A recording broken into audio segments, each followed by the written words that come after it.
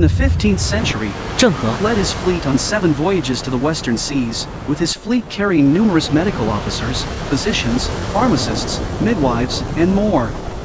Under the Belt and Road Initiative, traditional Chinese medicine, TCM, is once again setting sail to open trade routes across mountains and seas with a single silver needle. This year, practitioners from Yun, a city in western Sichuan Basin known as the hometown of pandas, will also set out on this voyage of cultural exchange.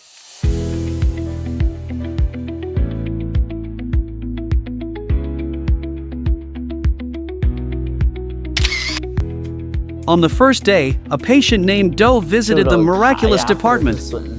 For years, Dou had suffered from persistent pain in her palms. Therefore, TCM practitioner Shen Xingfu from Yin decided to treat her using TCM's acupotomy techniques. After administering a trace of anesthetic into the gap between Dou's thumb and index finger, Shen precisely inserted a small needle knife into the affected spot in order to release adhesions and relieve abnormal tissue tension.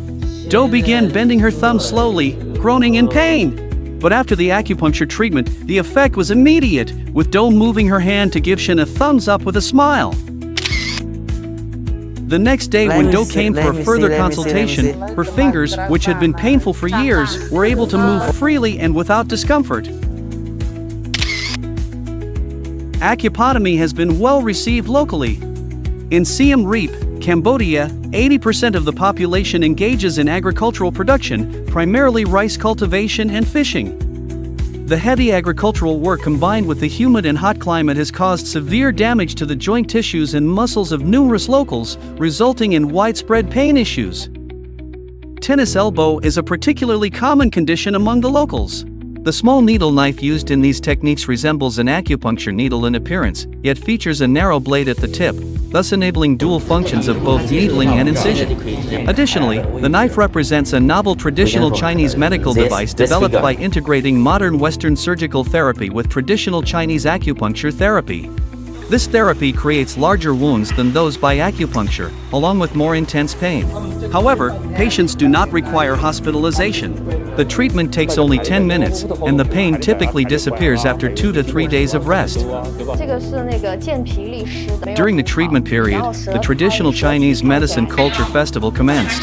Throughout the event, the Yin medical aid team sent to Cambodia presented local patients with TCM products such as medicinal pillows, herbal sachets, herbal foot bath packs, and medicated plasters, while also conducting free medical consultations on site.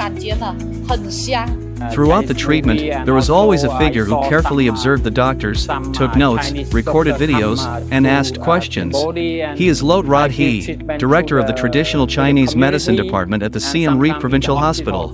Lot had studied Western medicine for 7 years and completed 2 years of systematic training in TCM. Sometimes, even chicken feet can also serve as a significant learning tool for Lot.